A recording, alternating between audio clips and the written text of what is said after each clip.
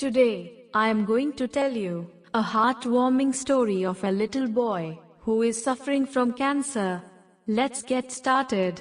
Hello friends, my name is Aisha. Welcome to Scenic Beauty, the place where future leaders come to get inspired.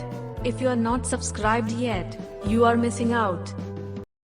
Sally jumped up as soon as she saw the surgeon come out of the operating room. She said, "How is my little boy? Is he going to be all right? When can I see him?" The surgeon said, "I'm sorry. We did all we could, but your boy didn't make it." Sally said, "Why do little children get cancer? Doesn't God care anymore? Where were you, God, when my son needed you?" The surgeon asked, "Would you like some time alone with your son?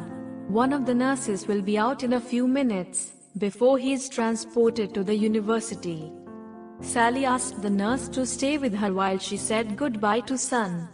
She ran her fingers lovingly through his thick red curly hair. "Would you like a lock of his hair?" the nurse asked. Sally nodded yes.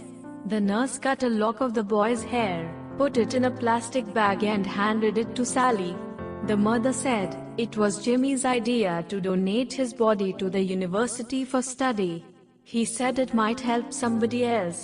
I said no at first, but Jimmy said, "Mom, I won't be using it after I die. Maybe it will help some other little boy spend one more day with his mom." She went on, "My Jimmy had a heart of gold, always thinking of someone else, always wanting to help others if he could." Sally walked out of Children's Mercy Hospital for the last time, after spending most of the last 6 months there. She put the bag with Jimmy's belongings on the seat beside her in the car. The drive home was difficult. It was even harder to enter the empty house. She carried Jimmy's belongings, and the plastic bag with the lock of his hair to her son's room. She started placing the model cars and other personal things back in his room exactly where he had always kept them. She laid down across his bed and, hugging his pillow, cried herself to sleep. It was around midnight when Sally awoke. Laying beside her on the bed was a folded letter.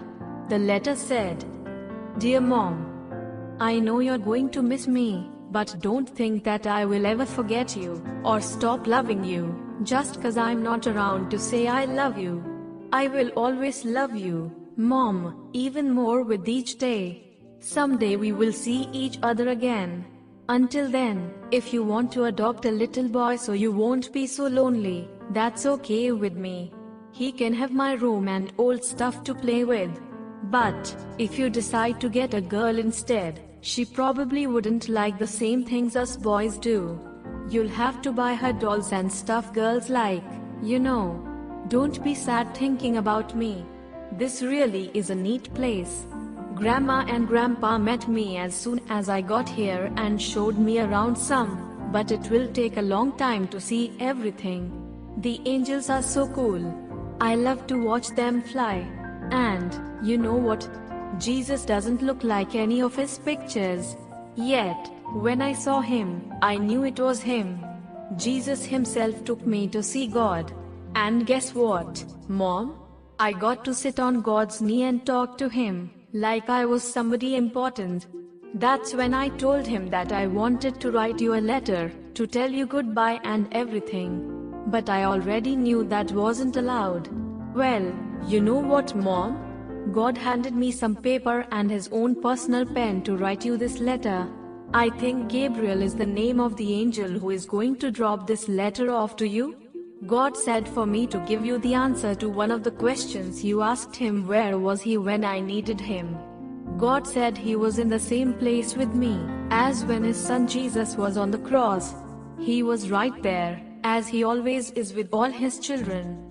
Oh, by the way, Mom, no one else can see what I've written except you. To everyone else this is just a blank piece of paper. Isn't that cool? I have to give God his pen back now. He needs it to write some more names in the book of life. Tonight I get to sit at the table with Jesus for supper. I'm sure the food will be great. Oh, I almost forgot to tell you. I don't hurt anymore. The cancer is all gone. I'm glad because I couldn't stand that pain anymore and God couldn't stand to see me hurt so much, either. That's when He sent the angel of mercy to come get me. The angel said I was a special delivery. How about that? Signed with love from God, Jesus, and me. I hope the story inspired you and you have learned something from it. Please share your thoughts in the comment section. Like and share the story with your friends whom you think it will help. Subscribe and hit the bell icon to listen a new story every day. Here are some hand-picked stories you should watch next.